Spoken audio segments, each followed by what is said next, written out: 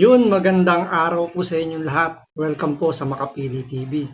Eto na nga po, mukhang inaabsuelto na nga ni Ping Lacson itong si Pangulong Bongbong Marcos na isa sa mga mastermind ng mga maanumalyang flood control project ng DPWH. Kasi kung inyo maalala sa statement ni Saldico, yung kanyang video na nilabas bago siya humarap sa Senate Blue Ribbon Committee na mag-zoom sana siya, di ba?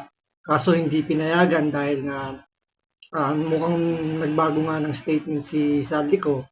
Pero dun sa kanyang statement, sa kanyang video, si Pangulong Bongbong Marcos mismo ang nag-utos daw sa kanya na mag-insert ng 100 billion doon sa BICAM.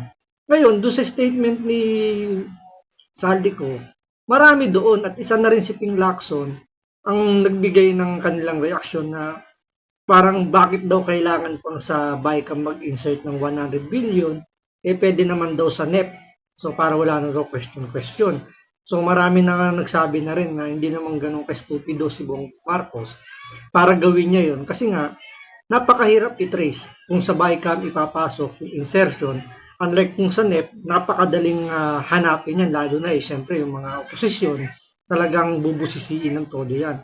Ngayon, maliban doon sa pag-insert nga ng 100 billion, which is nalaman din naman ni Ping Lacson na totoo yung sinasabi ni Saldico na nag-insert nga siya ng 100 billion.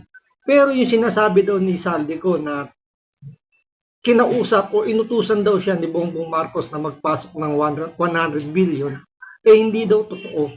So ito po yung katotohanan base rito kay Ping Lacson sa kanyang mga nakuwang impormasyon na hindi daw si Bongbong Marcos ang nag-utos o sabihin natin, sabi ni Ping Lacson, ginamit lang daw yung pangalan ni Bongbong Marcos o nang name drop lang daw itong mga personalidad na to para daw makapag-insert ng 100 billion pesos. So ito, panoorin po natin yung naging statement ni Ping Lacson kung paano niya iabuswelto si Bongbong Marcos at ibaling yung sisi sa ibang tao para lang mailigtas si Bongbong Marcos dito sa mga anomalyang flood control project ng gobyerno. So ito, panoorin po natin, pero bago ang lahat, kung hindi ka pa nakasubscribe sa Makapili TV, baka naman pwede makapindot po na yung subscribe button at the same time.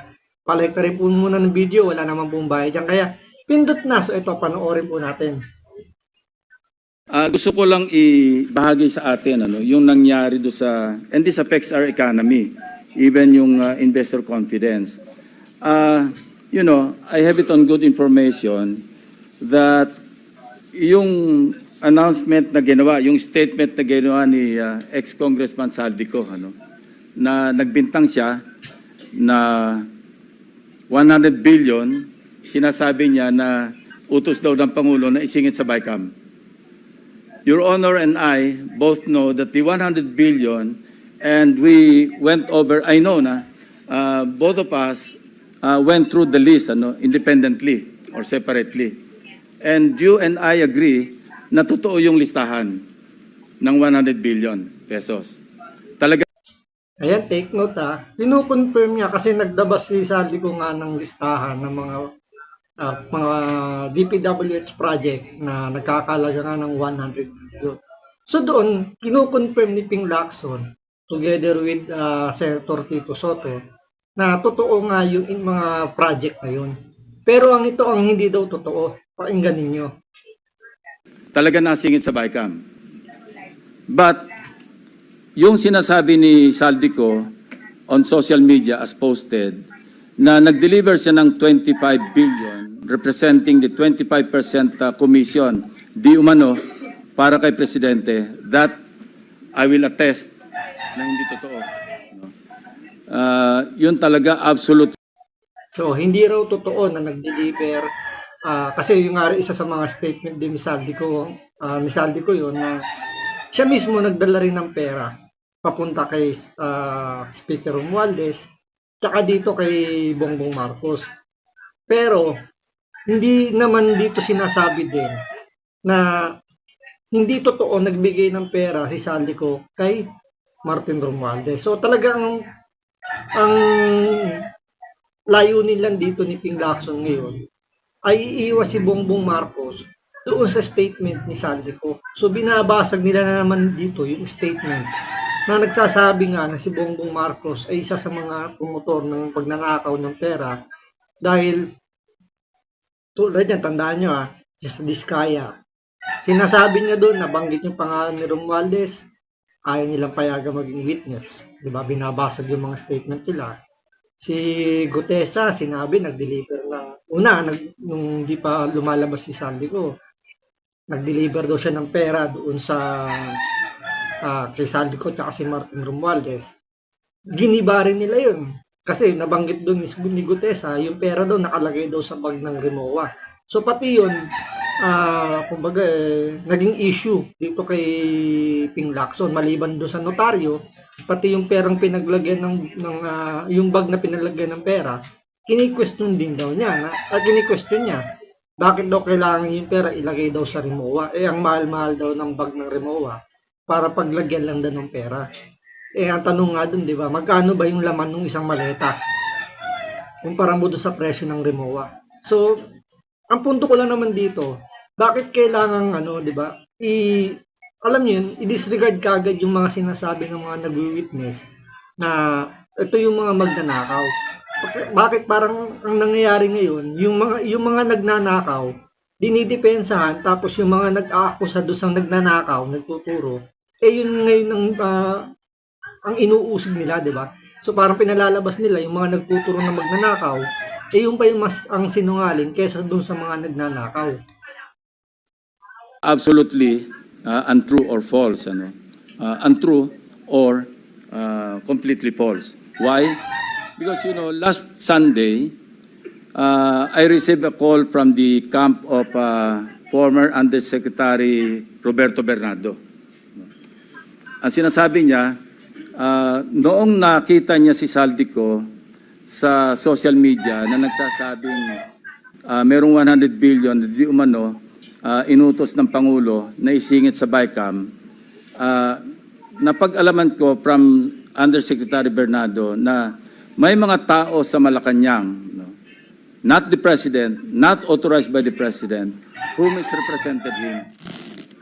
I will name some of them, Undersecretary Adrian Bersamin. He name-dropped the President, making Saldico believe na utos ng Pangulo na ipasok sa BICAM yung insertions na 100 billion. Now, Yusek Traigib Olaybar.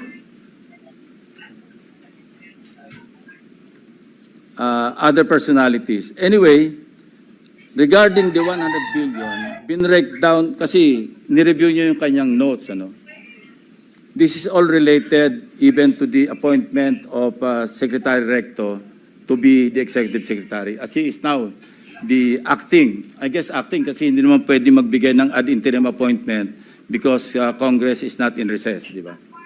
So, okay. Anyway, ang sabi niya sa akin, hindi po totoo yan, Mr. Senator. Kasi ang breakdown ng 100 billion, 81 billion, yun yung na-assign sa DPWH. Yung 29 billion, other agencies. Hindi niya alam. Out of the 81 billion or out of the 100 billion, yung sa 81 billion, 52 billion, siya ang personal na nag-handle. Ako po nag-handle nun.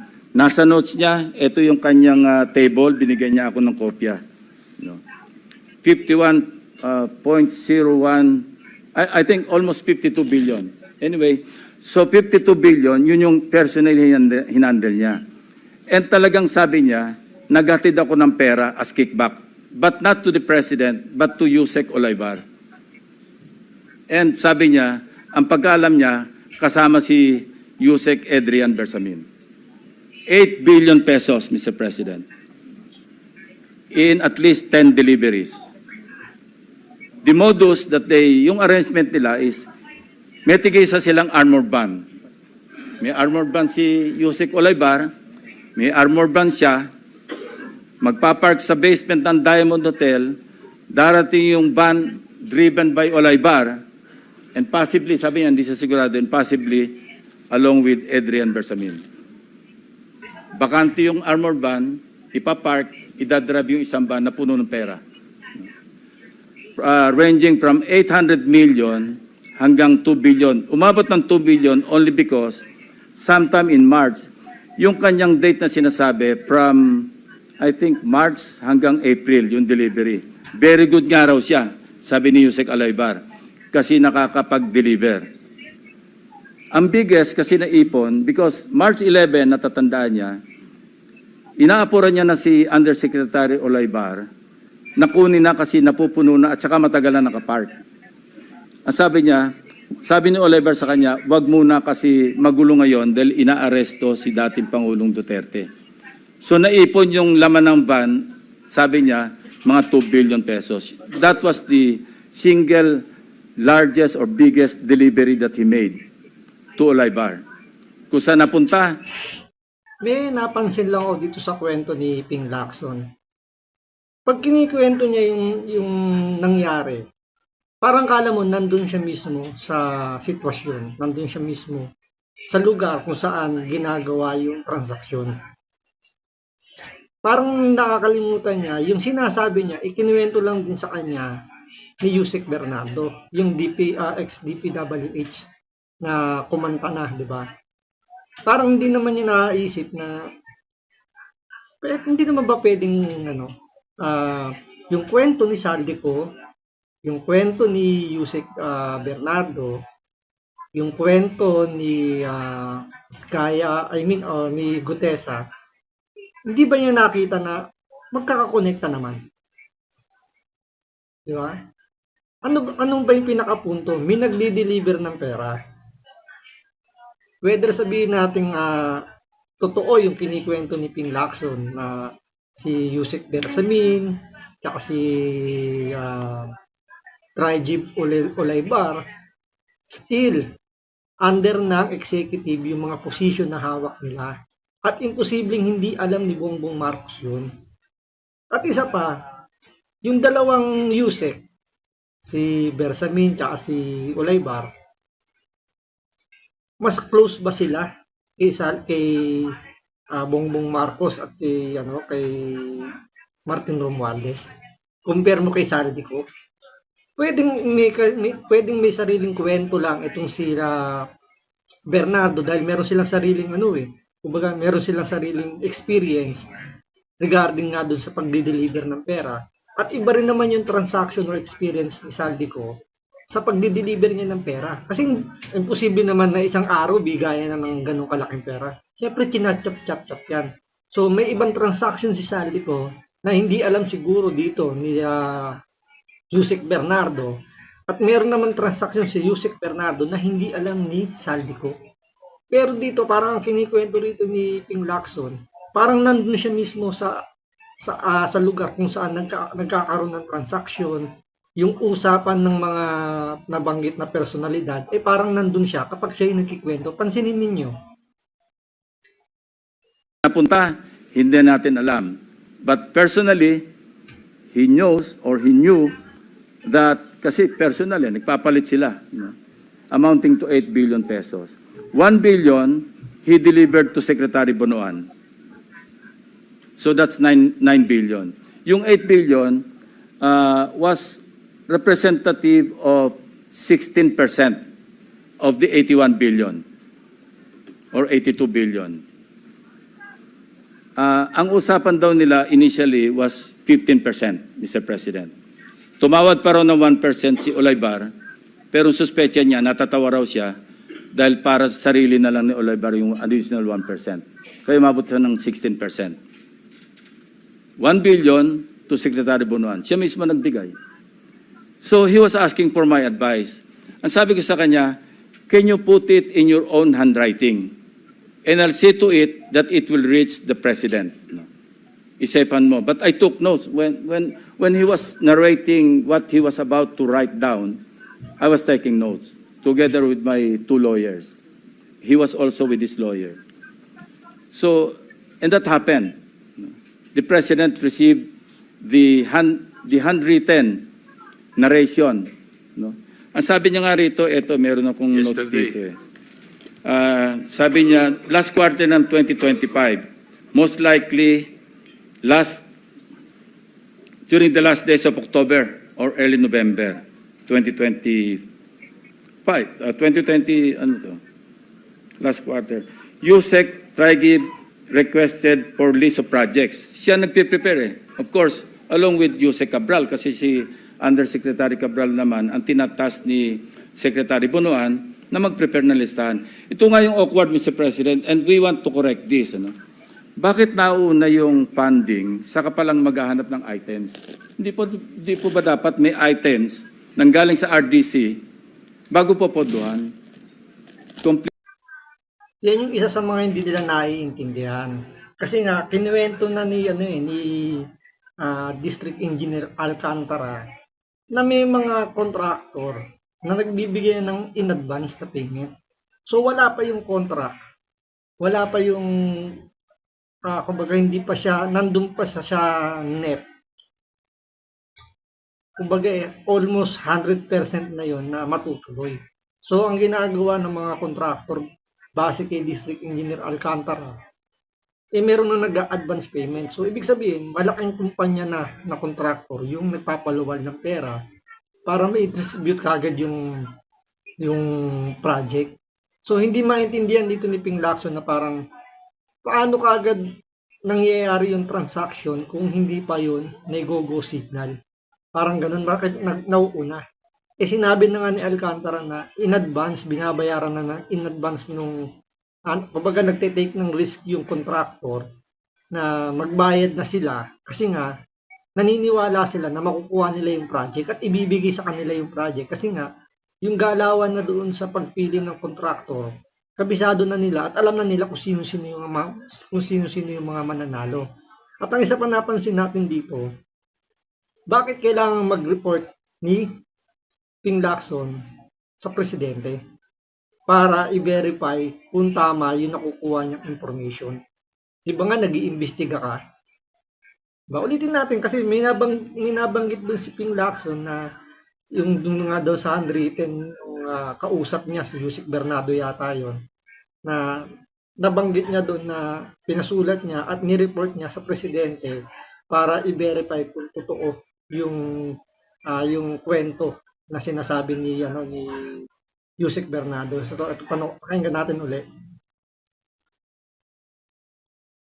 Along with Yusek Cabral kasi si Undersecretary Cabral naman ang tinatas ni Sobra. sabi niya last quarter ng 2025, most likely during the last days of October or early November 2025, 2020, ano to? Last quarter. USEC Trigib requested for list of projects. Siya nagpe-prepare eh. Of course, along with USEC Cabral kasi si Undersecretary Cabral naman ang tinatas ni Secretary Bunuan na mag-prepare ng listahan. Ito nga yung awkward, Mr. President, and we want to correct this. Ano? Bakit nauna yung funding? Wala, sandali ako. Hindi ko na makatandaan saan yan. Kalang. Ito, meron akong notes dito eh. Sabi niya, last quarter ng 2025, most likely during the last days of October or early November 2025, 2020, ano to? Last quarter. USEC Trigib requested for list of projects. Siya nagpe-prepare eh. Of course, along with USEC. Wala sandali lang Tapos tayo. Yan, medyo mahaba. Asking for my advice. Ang sabi ko sa kanya, can you put it in your own Ito na handwriting? And I'll see to it that it will reach the president. Pinasulat daw niya in handwritten para daw makarating yung kay presidente. Sisiguraduhin niya makakarating daw. So nag-iimbestiga siya pero nag-i-report siya sa presidente. Akala ko ba may separation of power ang Senado, which is nasa legislative sila, separation of power with dun sa executive department. Pero bakit parang nagre-report si Ping Lacson sa presidente? So asaan dun yung separation of power? At the same time, binibigyan niya na ng kumbaga parang pinasasagot niya rito ang timano yung presidente, binibigyan niya ng kung ano yung nangyayari sa investigasyon para makaiwas sila kagad dun sa mga magiging puna o yung magiging kinalabas ng investigasyon. So, parang parang nagbibigay na ng tip itong si Ping Lacson dito kay Bongbong Marcos. Isipan mo. But I took notes. When he was narrating what he was about to write down, I was taking notes together with my two lawyers. He was also with his lawyer. So, and that happened. The president received the handwritten narration. No? So, na-receive daw ng presidente yung handwritten narration ni Yusek Bernardo na kumbaga ay binabangga nila dun sa kwento ni Saldico. No? Ang sabi niya nga rito, eto meron akong notes dito eh. Sabi niya, last quarter ng 2025, most likely during the last days of October or early November 2020, ano to? Last quarter. Yusek Trigib requested for list of projects. Siya nagpe-prepare eh. Of course, along with Yusek Cabral kasi si Undersecretary Cabral naman ang tinatas ni Secretary Bunuan na mag-prepare ng listahan. Ito nga yung awkward, Mr. President, and we want to correct this. Ano? Bakit nauna yung funding saka palang maghahanap ng items? Hindi po ba dapat may items nang galing sa RDC bago po podohan? Complete with... Ang sagot nga diyan, garapalan nga yung korupsyon. Kumbaga, hindi pa napipisa yung itlog, binibilang na nila yung sisiw. Kasi alam nila na makukuha nila yung project. Sinabi na ni D.A. Alcantara yan. May nagbabayad ng advance. Kasi nga, nagte-take ng risk at the same time, confident na sila na makukuha nila yung project. Kaya willing sila mag-take ng risk. Bakit hindi maintindihan ni Ping Lacson yung ilang beses nang inulit-ulit yun ni District Engineer Alcantara. Pero hindi pa rin pinaniniwalaan ni Ping Lacson kasi meron siyang sariling kwento na kailangan yun nung tumbukin nung tinatakbo ng investigasyon. Kapag nadidiin na dun yung Panginoon nila, kahit sinabi pa sa kwento yun, hindi niya na binibigyan ng diin yung kwento. At ang mas bibigyan niya ng pansin yung narration niya na kung ano yung kwentong dapat para masagip si Bongbong Marcos. Complete with program report, complete with planning. Pero ito po, nauna pa yung pagpopondo, saka palang hahanapan ng items na ililista sa NEP. Remember, bukod pa po ito, dahil ito, gaan na ito eh, BICAM na ito eh. And mind you, even during the NEP, anyway, mamaya ako na itakil yun. Ito yung sinabi niya rito. No? Ito, sinabi niya na si Trigib Olaybar prevented him from disclosing details on the 52 billion to Secretary Bunuan. Ayaw pasabi raw, Mr. President. Tapos, sinabihan siya ni Yusek Trigib Olaybar na si Secretary Bunuan asked Executive Secretary Bersamin several times, sino ba magpapacilitate itong 52 billion? Of course, isasama sa BICAM, paano ito re-release? Sino magpapacilitate? Ang sagot ni E.S. Bersamin sa kanya, we will take care of it. Sila na raw ang bahala kung paano ayusin yung 52 billion. Now, I'm not defending. So, ibig sabihin, meron talagang kinalaman si dating Executive Secretary Bersamin bago siya mag-resign. Meron siyang kinalaman doon sa pagmamanipula nga nung budget, yung pagnanakaw nga nung pera. Kasi noong una tinatanggi niya na meron siyang kinalaman eh. Tapos nung nag-resign siya, ngayon naman inilabas ni Ping Lacson na may knowledge si Executive Secretary Bersamin. So nagkakaroon na ng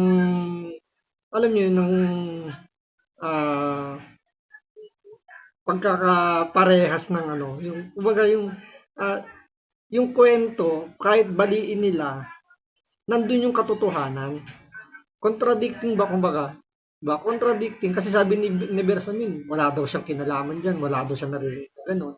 Pero sa kwento na nilalabas ni Ping Lacson, alam ni Executive Secretary Bersamin.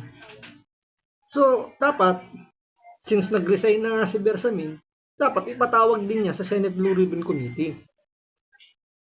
I'm not defending the president, Mr. President, but you know, Hindi daw dinidepensahan yung presidente. Eh bakit mo in-inform yung presidente tungkol doon sa kwento ni ni dating Yusek Bernardo? At the same time, ito nga yung kinagagalit ni Marcoleta. Ikaw yung head ng chairman ka ng Blue Ribbon Committee. Tapos maglalabas ka ng ganyang klaseng statement na inaabsuelto mo. So parang ano na nangyayari sa investigasyon mo? Kung sa iyo pa lang ay meron ka ng prejudgment doon sa nangyayaring investigasyon mo. Eh para saan pa yung pag-iimbestiga? Kung parang pinagtatakpan mo na sinasagip mo na yung presidente. but you know, in fairness to him, yung list of projects, yung 100 billion, initially naka-FLR lahat yun eh. Pinapatrack ko ngayon sa aking staff kung ilan yung na-release out of the items on FLR or PISARO for issuance of SARO. Hindi pa namin alam. But initially, kasama sa nabito do sa 194 billion ng ating Pangulo, 1.15 billion pesos worth of projects. Andito yung listahan ng projects. Nilista rin nakita ng mga staff ko ito, pero may listahan din si Bernardo nito. Kung alam ni Pangulo at siya nag-utos na mag-insert ng 100 billion sa GAA, sa BICAM, bakit niya ibibito? Yan din ang observation ni Your Honor, di ba? Sabi niyo rin, because you also examined. While you were examining respecting the 2025 GAA, we were also busy inspecting. No, hindi naman tayo po nag-coordinate, but our findings are practically the same. Di ba? It's the same. So, parang lumalabas dito ngayon na yung sinasabi ni Ping Lacson, pinatotohanan ng Senado. So, parang kumukuha siya para lang maging totoo yung sinasabi niya, kumuha siya ng backup na para patotohanan yung sinasabi niya. Pero may lumalabas din na balita na may binito nga si Bongbong Marcos. Pero may mga unprogrammed doon na doon ipinasok. Tulad yung sa DepEd, di ba? Dapat nga mas mataas ang budget ng DepEd. Pero nangyari mas mataas yung budget ng DPWH. So ang ginawa nila, para lumiit yung budget ng DPWH, lumaki yung budget ng DepEd. Yung mga budget ng mga ibang departamento ipinasok sa DepEd. May ganung nangyaring senaryo eh. Pero tinake for granted na yun dito sa kwento ni Ping Lacson. Para lang sabihin na yung narrative nila na si Presidente Marcos nga yung nag-utos na mag-imbestiga eh. Ibinito nga niya yung mga insertion na yan eh. Di ba? So, malinis si Bongbong Marcos, wala siyang kinalaman. So, anong klaseng pag-iimbestiga itong ginagawa ni Ping Lacson? Kung sa kanya pa lang, as Blue Ribbon Chairman Committee, inaabsuelto niya na si Bongbong Marcos despite the fact na may mga nagsasalita, may nagsasabing mga witness, mga whistleblower, na nagtuturo nga na si Bongbong Marcos ay isa sa mga utak ng nakawan ng pera sa gobyerno. Especially si Saldico. Dati, bilib na bilib sila kay Saldico nung nilalabanan si Sara Duterte tungkol sa confidential funds at sa intelligence fund. Diba? Ngayon, dahil nga bumalik si Saldico, tinatarget na nun si Saldico at sinasabi, sinungaling, walang kredibilidad, umuwi ka muna sa Pilipinas. Eh bakit di mo pinayagang mag-Zoom meeting? Samantalang yung ibang chairman ng Senado ay pinapayagan yung pag-attend through Zoom. Tulad nung kay Alex Guo, di ba? May mga nagsalita doon, kahit yung kay Pangulong Duterte nung pumunta siya sa Senado, di ba? Bakit pinayagan yung ibang witness doon na umattend through Zoom? Pero ngayon dito, nung magsasalita dapat si Saldico, hindi pinayagan ni Ping Lacson. Kasi mabubulaga na naman siya kasi mayroong mga bali-balita na si Saldico dapat, yung kanyang surprise witness, yun nga lang nag-iba ng tema, umiba ng landas, at madidiin si Bongbong Marcos, kaya hindi niya pinayagan na lumabas. Kaya ang ginawa ni Saldico, naglabas na lang siya ng video na sinasabi nga niya na si Bongbong Marcos ang nag-utos sa kanya na magpasok ng insertion dun sa BICAM dahil alam naman ng marami, ang BICAM hindi kaagad nalalaman kung sino-sino yung mga proponent. Kaya hanggang ngayon, iilang congressman lang ang na nasasambahan ng kaso kasi nga hindi matrace kung sino yung proponent. So abangan natin sa mga susunod na araw pa kung ano pang mangyayari rito dahil masyado pang malaki yung kwento ni Saldico na hindi pa nabubuksan at yan ang ating aalamin. So maraming salamat po sa panonood. Ingat po kayo lagi. God bless.